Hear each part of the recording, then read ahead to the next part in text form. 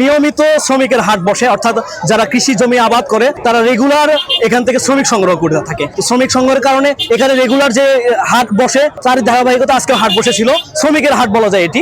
বগুড়া থেকে যে নগর অভিমুখে একটি বাস, সাপহতিয়ালি পরিবহনের একটি বাস কিন্তু যাচ্ছিলেন, দ্রুত গতিতে যাওয়ার কারণে নিয়ন্ত্রণ হারিয়ে একদম শ্রমিকদের উপরে উপচে পড়ার কারণে একটি দোকান কিন্তু ক্ষতিগ্রস্ত হয়েছে, আপনারা দেখেছেন। পাশাপাশি আমাদের যে শ্রমিকগুলো রয়েছে সেই শ্রমিকদের কিন্তু একটি অংশ, অর্থাৎ 3 জন এখানে আমরা মৃতদেহ উদ্ধার করি আমরা, এবং স্থানীয় জনগণের সবাই সহযোগিতায় আমরা 15 থেকে 18 জন যারা একদম আশঙ্কাজনক অবস্থায় তাদেরকে আমরা পাঠাই শহীদ জিয়াউর রহমান মেডিকেল কলেজ হাসপাতালে। আমরা এলাকার স্থানীয় জনগণের দাবি হচ্ছে আমাদের মহাসড়কের পাশে রয়েছে এরুলে উচ্চ বিদ্যালয়, এরুলে সরকারি প্রাথমিক বিদ্যালয়, এখানকার সর্বসাধারণের দাবি হচ্ছে এখানে একটি স্পিড ব্রেকার দেওয়ার জন্য। ঘটনা শোনার পরে আমি পুলিশ পাঠিয়েছিলাম, আমি নিজে আসছি, আমাদের ইউনো আমাদের আসছে, আমাদের আলফা 2 স্যার আসছে।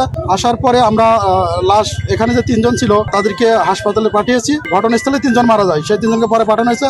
আর ঘটনাস্থলে আহত হয় 14 জন, তাদেরকে চিকিৎসার জন্য স্থানীয় লোকজন শহীদ জিয়াউর রহমান মেডিকেলে পাঠায়। মেডিকেলে পাঠানোর পর ওখানে 3 জন মারা যায় আর 11 জন আহত আছে।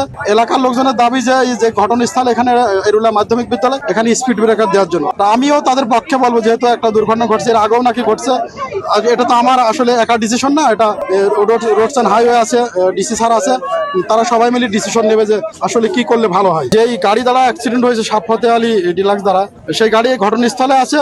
যে ভিকটিমের পরিবার যারা ক্ষতিগ্রস্ত হয়েছে তারা যদি বাদী হয়ে মামলা দেয়, আমরা অবশ্যই মামলা দেবো, আর গাড়ি আমাদের হেফাজতে আছে।